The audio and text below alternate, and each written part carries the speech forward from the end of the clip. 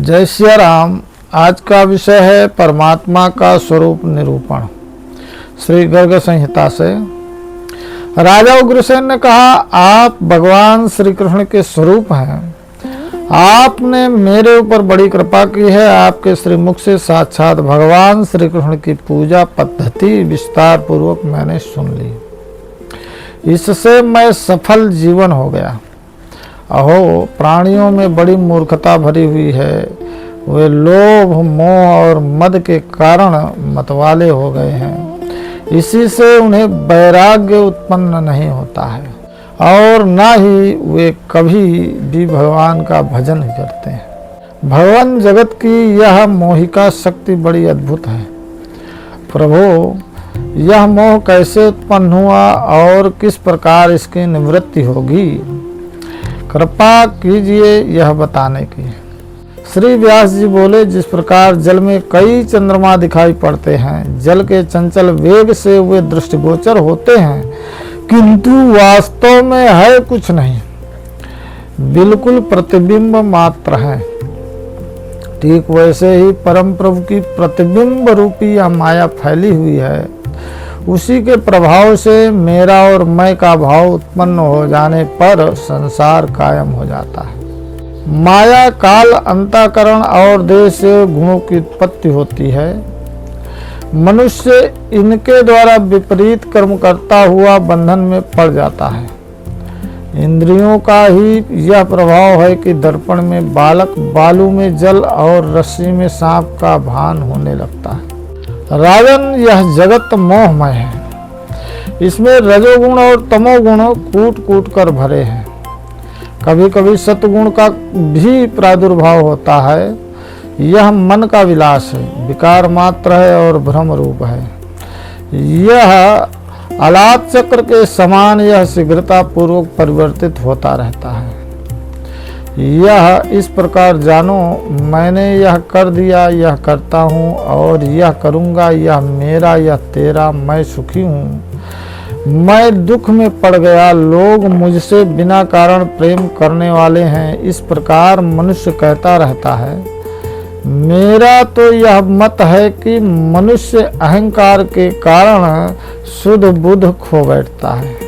राजा उग्रसेन ने पूछा, ब्राह्मण, कृपा पूर्वक मुझ से परमात्मा के लक्षणों का वर्णन कीजिए। साथ ही यह भी बताइए कि विद्वानों ने पूजा पद्धति में भगवान श्री कृष्ण के लक्षण कितने प्रकार के बतलाए हैं। श्री व्यास जी बोले, सनातन प्रभु जन्म और मरण से रहित हैं। शोक और मोह उनके पास भी नहीं फटकते। युवावस्था तथा बुढ़ापा आदि का कोई भेद उनमें नहीं है। अहंकार, मद, दुख, सुख, भय, रोग, क्षुधा, पिपासा, कामना, रति और मानसिक व्याधि इनके वे अविषय हैं, अर्थात उनके पास ये कुछ नहीं। मुनीश्वरों ने जिस आत्मा को पहचाना है वह निरीह है, बिना देह का है, सर्वत्र उसकी गति है। वह अहंकार शून्य और शुद्ध बल है। उनमें सभी गुण रहते हैं। वह स्वतः सबसे परे है, निष्कल है एवं मंगलमय है और ज्ञान का साकार विग्रह है।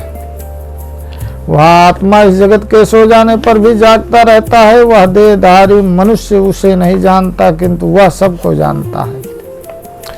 वही आदि पुरुष है। वह सबको देखता है, किंतु यह प्राणी उसका साक्षात्कार कर नहीं पाता। उस स्वच्छ एवं मल रहित आत्मा की मैं उपासना करता हूँ। जिस प्रकार घट से आकाश, काष्ठ से अग्नि एवं धूल से पवन व्याप्त नहीं होता तथा रंगों के स्वच्छ स्फटिक मणि में किसी प्रकार की विरूपता नहीं आती, ठीक वैसे ही यह सनातन पुरुष गुणों के रहते हुए भी उनमें लिपायमान नहीं होता।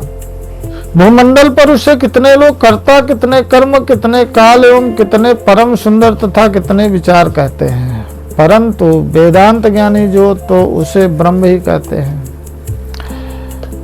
पर उस परब्रह्म को काल से उत्पन्न होने वाले गुण स्पर्श नहीं करते।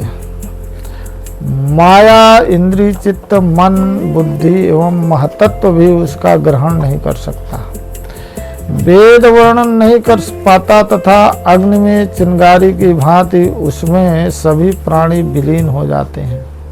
वही परमात्मा सर्वोपरि विराजमान है, जिन्हें संत जन हिरण्यगर्भ परमात्मा तत्व एवं भगवान वासुदेव कहते हैं। उन्हीं श्रेष्ठतम देव की स्वरूप का विचार करके मोह छोड़कर आसक्ति रहित होकर विचार करें।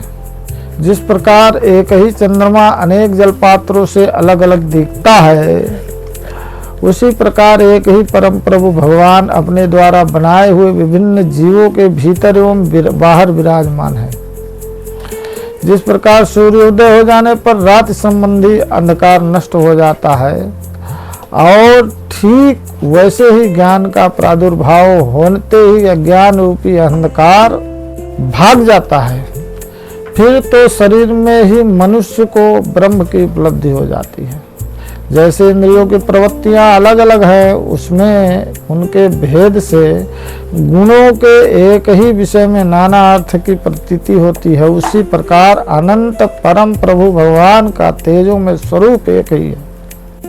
जबकि मुनियों के शास्त्र अनेक हैं, जिनके कारण उनका भेद पूर्वक वर्णन किया गया है।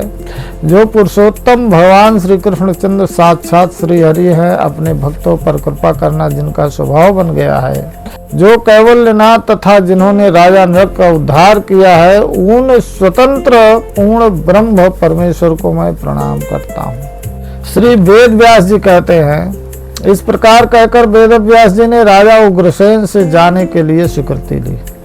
तत्पश्चात संपूर्ण यादवों के देखते देखते वे वहीं से अंतर्ध्यान हो गए। मैंने भगवान श्री कृष्ण के प्रति भक्ति बढ़ाने वाला यह विज्ञान खंड तुम्हें कह सुनाया। इसका विस्तृत वर्णन किया गया है। इसे श्रोतागणों को मोक्ष प्रदान करने वाला कहा गया है। गर्गाचार्य ने इसका वर्णन किया, अतएव गर्ग संहिता नाम से इस ग्रंथ की प्रसिद्धि हुई। यहाँ संहिता संपूर्ण दोषों को हरने वाली, परम पवित्र तथा चारों प्रकार के मनोरथों को देने वाली है।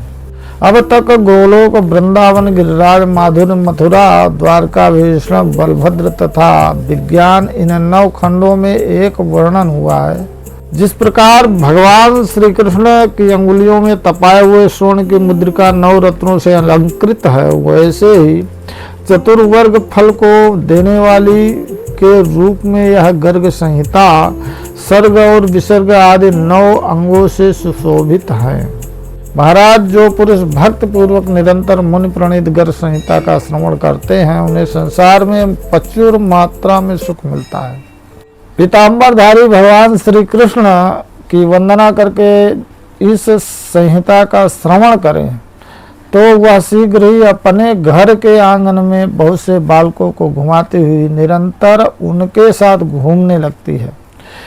इस कथा को सुनकर रोगी मनुष्य रोगों से, भयभीत मनुष्य भय से तथा बंधन प्राप्त पुरुष बंधन से मुक्त हो जाता है।